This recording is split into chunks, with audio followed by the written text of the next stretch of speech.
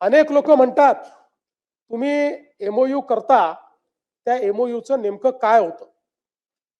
डावोसमध्ये आपण बघितलं तर मागच्या वर्षी जवळपास आपण जी काही गुंतवणूक केली ती 15,72,654 कोटी होती. यापैकी 5,89,631 कोटी ही विदर्भामध्ये होती.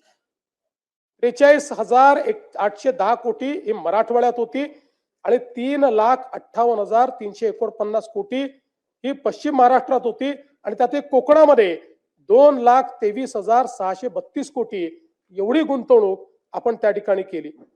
आणि आपण जर 2022 ते 2025 या 4 वर्षाचा विचार केला, या 3 वर्षाचा विचार केला, तर म्हणजे शिंदे साहेब जेव्हा मुख्यमंत्री झाले तेव्हापासून तर आतापर्यंतचा आपण विचार केला तर डावोसची गुंतवणूक 17,57,801 कोटी रुपयाची आहे.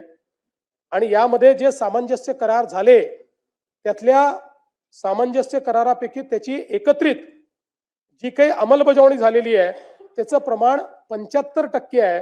त्यातल्या पहिल्या 2 वर्षाचं आता 90% पोहोचलं आहे आणि शेवटच्या वर्षाचंही आता त्या दिशेने चाललेलं आहे. त्यामुळे केवळ एमओयू नाहीत तर ते एमओयू अंमलबजावणीत येत आहेत हे देखील या ठिकाणी मला सांगितलं पाहिजे. या